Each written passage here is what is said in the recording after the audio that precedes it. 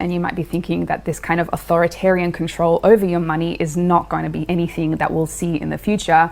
Unfortunately, this is already implemented in the world. In China, the government is already able to program what its citizens can and cannot spend their money on. Over the last few years, they've limited millions of people's ability to buy things like train tickets, passports, and luxury goods. They're able to do this because of China's intense social credit system that links each person's identity and actions to their bank account, allowing the government to see and to control everything a citizen does with their money. And it seems like the West is paying attention. In nations like Sweden, South Africa, and Canada, trials of programmable central bank currencies are already underway. In fact, almost half of the world's nations are at some stage of implementing this kind of programmable money, meaning no matter where in the world you live, this technology is likely only a few years away. Okay, so how does programmable money tie in with the personal carbon limit? Well, it all comes down to whether or not you've gone over your monthly usage, and if you have, there are two possible case scenarios for that. The most openly talked about penalty for a person going over their individual carbon limit is that they'd simply get charged for doing so, just the same as what happens to large companies today. Taken too many car trips this month, or bought a little bit too much meat? In that case, you'd simply get a bill at the end of each month from your government, so you can pay the price of being a naughty citizen. As your entire carbon usage would be tracked by a government Cbdc, there would be no way to hide how much carbon you've used. And since they now also hold the keys to your money, they won't even need to send you a bill for your excess usage. Potentially, they'll just automatically pull your fine from your bank account.